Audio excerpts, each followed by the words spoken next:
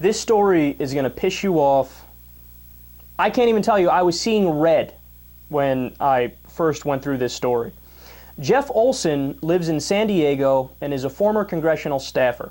When the 2008 Great Recession hit, he was against the bailouts and he decided to take action to get his message out. So as a form of protest, he purchased some sidewalk chalk, you know, the stuff that kids use when they're playing, and he wrote, quote, "Stop big banks" on the sidewalk outside of a Bank of America by his house.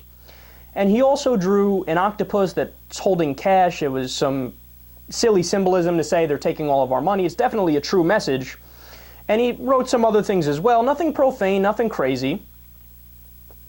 So he also worked to try to get a Democratic congressman elected who promised to stop corporate corruption. Well, one day after one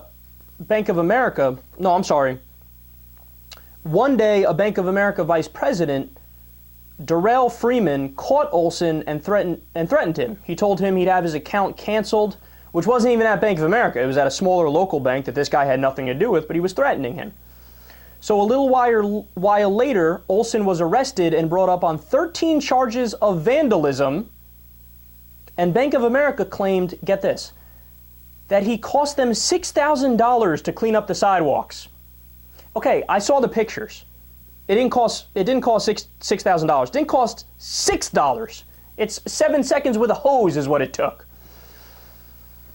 So the city attorney in a court document wrote this, quote, "The people do not fear that this reading of Section 594A will make criminals of every child using chalk. Chalk festivals may still be permitted. Kids acting without malice may still engage in their art. Circumventing the rules without permission under the color of night and now waving a banner of the First Amendment does not negate the fact that defacement occurred. A private business suffered real and substantial monetary damages, and the defendant is responsible." So you know what he's facing? A $13,000 fine and up to 13 years in jail. They're throwing the book at him. Now compare that to the crimes of the people who brought down the economy, the people on Wall Street. How many Wall Street executives have been charged? Zero. Zilch. Nada. Donut. So take Goldman Sachs, for example. What they did is they packaged subprime mortgage loans, sold them to clients saying, "It's great, you're going to make a lot of money."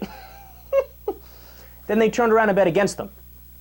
Clear case of fraud. They said this product was going to be good. They knew it was shitty, and they bet against them, and they made money in two different ways, right?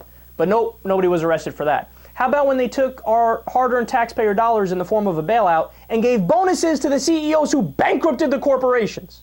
The last people who should be getting bonuses, they should be getting pink slips, right? Nope, no, nobody brought up on that. How about when they bought private jets, Citigroup, after they took our money, they bought new private jets? Nope, nobody brought up on that. How about when they remodeled their offices to the tunes of millions of dollars with our money? Nope, nobody brought up on that. But for a dude who draws with chalk on the sidewalk to protest, protected under First Amendment free speech rights, he goes to jail, but all the Wall Street banksters who committed egregious crimes, and the list goes on and on of all the different crimes they committed, they're free to go. Welcome to the corporate states of America.